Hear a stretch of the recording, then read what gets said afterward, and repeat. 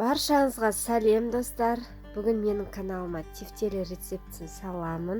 Жасап көріңіздер. Алдымен видеоны көрместен бұрын каналыма тіркеліп және лайк басуды ұмытпаңыздар. Қоңыраушаны да басып қойыңыздар.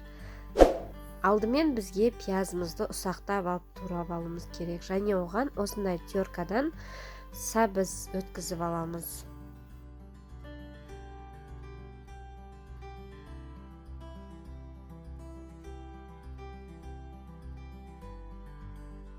Енді майымызды қыздырып, үстіне пияз, сәбіз салып қуырып аламыз. Және оның үстіне сәл қуырғаннан кейін томат саламыз.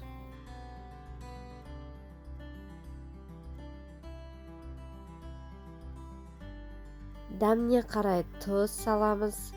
Дәмдеуіштер саламыз, яғни специя, лавровый лист салдым.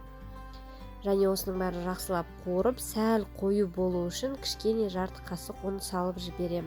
Сол кезде сорпасы қоюлау әдем болып шығады. Енді су құйып, оны баяу отта қайнатып аламыз.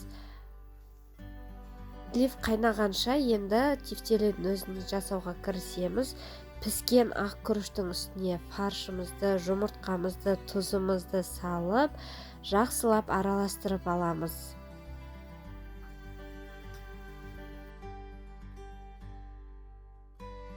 Жақсылап араласқаннан кейін осылай қаттылау етіп дөңгелектеп шығамыз. Яғни қазір мен духовкаға пісіремін, сол себепті осындай стеклянный ыдысқа сразу дайындайтын боламын. Енді осының үстіне 30-35 минут қайнаған, яғни піскен подливымызды құямыз.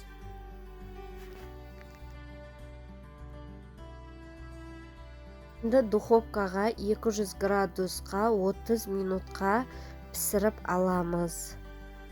Өте дәмді болып шығады, жасап көріңіздер. Сіздермен болған Айжан Ерболатқызы. Менің каналыма тіркелуді ұмытпаңыздар.